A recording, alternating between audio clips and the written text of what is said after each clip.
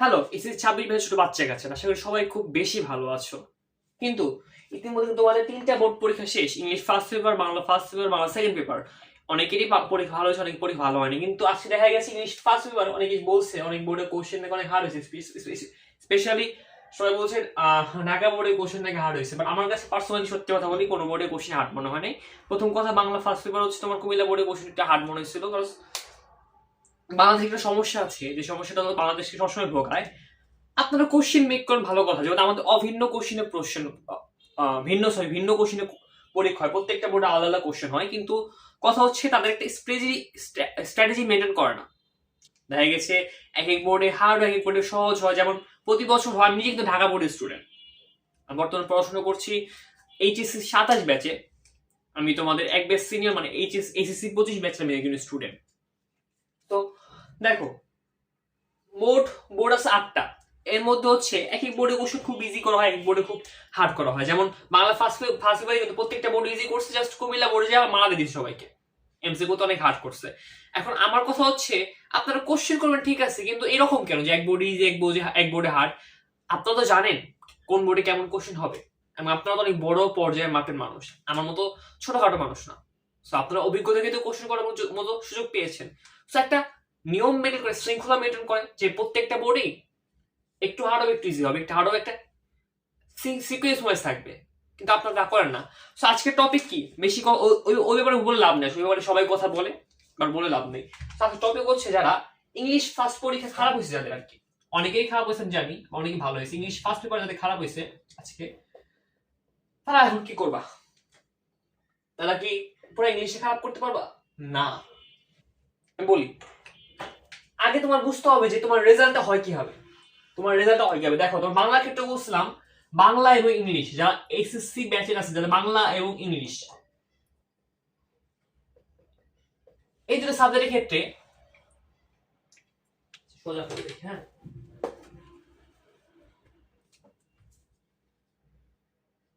Bangla and English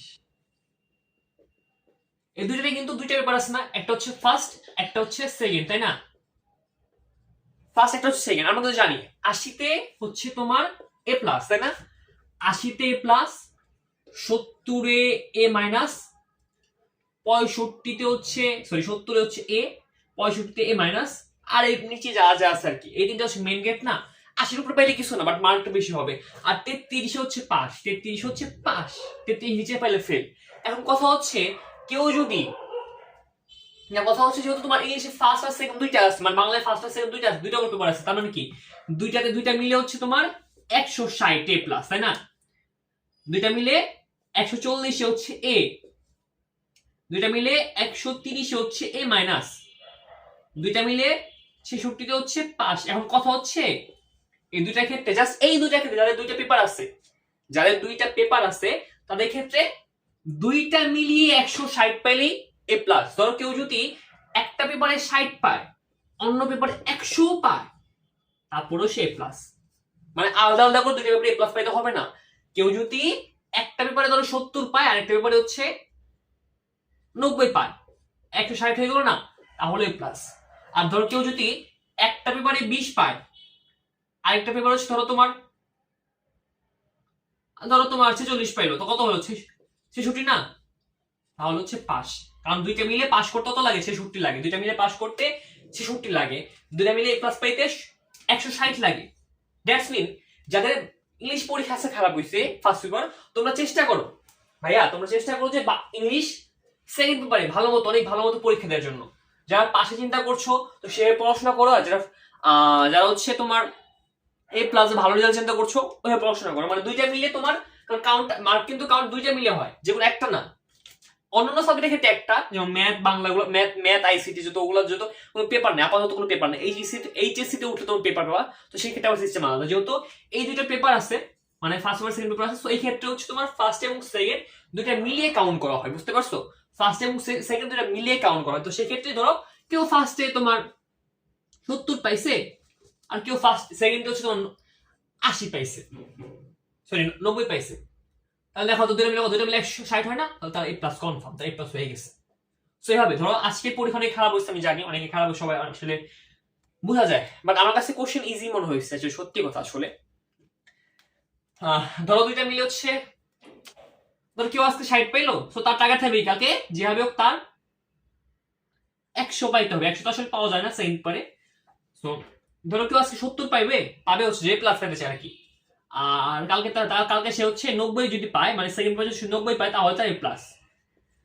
আর ধরো কেউ 5টা যদি চিন্তা করো, ধরো আজকে সে কেউ 23-30 পাইলো, সো কালকে যে 36 পাবে, সেকেন্ড পারে যে 36 পাবে সে হচ্ছে 66, সে হচ্ছে পাস হয়ে যাবে। কথা হচ্ছে এটা।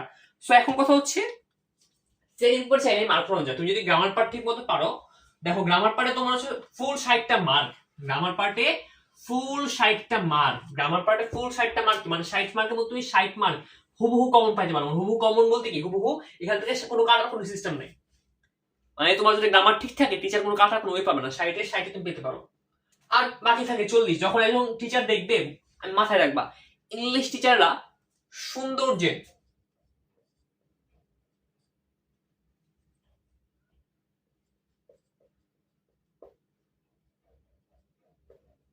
সৌন্দর্যের পূজারী।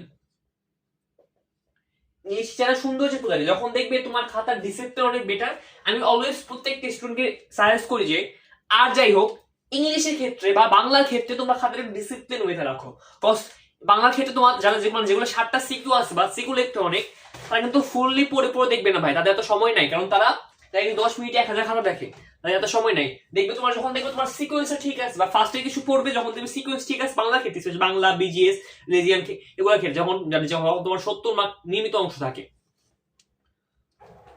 তোমরা দেখবে কি ফার্স্টে কয়েকটা দেখবে লেখা দেখবে, দেন দেখবে সিকোয়েন্স ঠিক আছে, ফার্স্টে কয়েকটা ঠিক আছে, ওইভাবে মার্ক দিয়ে যাবে। আর ইংলিশের ক্ষেত্রে হবে কি, দেখো যখন দেখবে একটা চ্যাপ্টার দেখবে তুমি গ্রামারের 60-এর মধ্যে তুমি 50 পাইছো বা 40 আপ পাইছো, তুমি যতই পাও না, কোনো কাটা ছিড়া নাই, লেখা কোনো কাটা ছিড়া নাই, যা পারো তা অ্যান্সার করছো এবং সবগুলো ঠিক আছে, অবশ্যই তুমি এখানে রিটেন পার্ট 40-এর মধ্যে 35 তুমি কনফার্ম পাবা। তুমি যেভাবে লেখো কনফার্ম পাবা। কারণ বললাম না ইংলিশ একটা সৌন্দর্য পূজারী, যখন তারা দেখবে তোমার খাতায় কোনো কাটা ছিঁড়া নাই, তো এই জন্যই সবাইকে সাজেস্ট করি যে যেটা তুমি পারবা ওইটা তুমি লেখো। একটা টিচার যখন ফার্স্টে তোমার দেখবে তোমার খাতায় হচ্ছে অনেক কাটা ছিঁড়া, তো তার মার্ক দেওয়ার সিস্টেম ডিফারেন্ট হয়ে যাবে। তখন তার মেন্টালিটি একটা থাকবে, সে তো পারে না, এই জন্য সে কাটা ছিঁড়া করছে। সো এটাই বললাম যে যাদের ইংলিশ ফার্স্ট পরীক্ষা খারাপ হয়েছে তারা ভেঙে পড়ো না ভাই। ইংলিশ সেকেন্ড পেপার এখনো ভালো আছে, এখনো আর কে আছে। তো যাদের ফার্স্টে খারাপ হয়েছে তারা আজকে রাত তো চলে গেল, কাল দিনটা ভালো মতো পড়ো এবং সেকেন্ড পেপার দাও, ভালোই হবে। আর কালকে সকালের মধ্যে তোমার সাজেশন পাবা এবং দুপুরের মধ্যে প্রত্যেকটা টপিক ওয়াইজ, গ্রামারের প্রত্যেকটা টপিক সবচেয়ে ইজি ওয়েতে স্ট্রাকচার সহকারে এক্সাম্পল সহকারে প্রত্যেকটা ক্লাস পাবা। এন্ড সেই পর্যন্ত আমাদের সাথে থাকবে অবশ্যই। সকলকে ধন্যবাদ তোমাদের মূল্যবান সময়টুকু দিয়ে ভিডিওটা এই পর্যন্ত দেখার জন্য।